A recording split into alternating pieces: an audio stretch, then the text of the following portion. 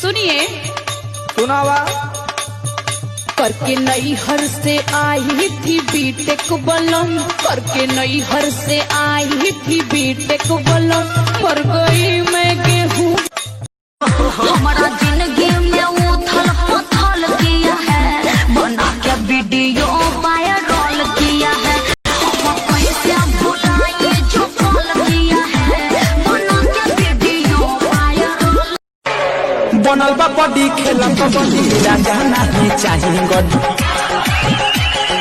बनल बा बॉडी खेला कबड्डी राजा नहीं चाहिए गड्डी। 10 नहीं 20 ना 1000 दीजिए।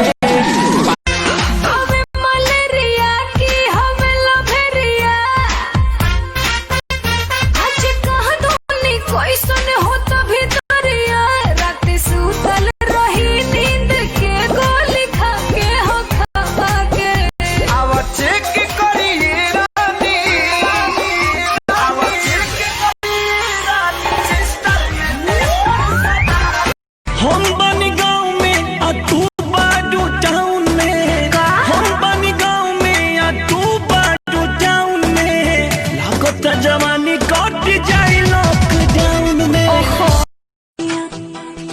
हमरे सावर रंग मन नहीं भावे, ये हो सावरिया। दिलवा में जगह दे दो, दिलवा में जगह दे दो,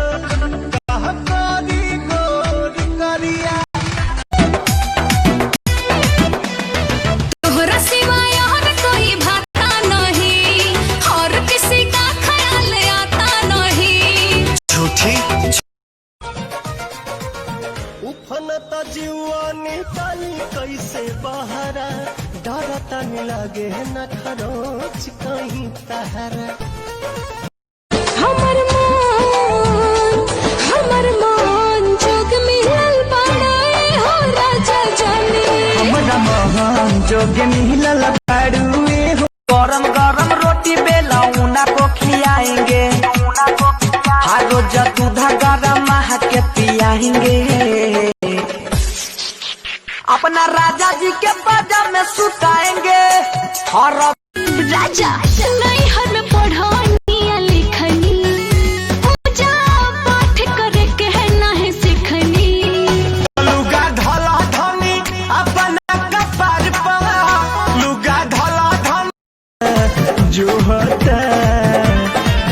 अरे कैसे आई हम नहीं हारेगा, पियवा पलोंग धके रोता।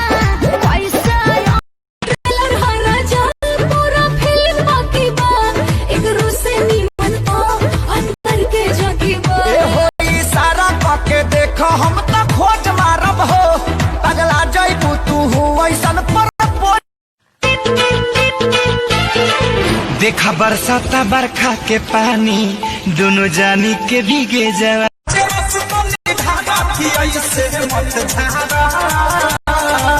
केहू और के बानी फिलहाल, केहू और के बानी फिलहाल, खिलाए नमक मारो। हमर दहिया के फ्रीजर में डालो, आधा घंटा के बाद निकालो।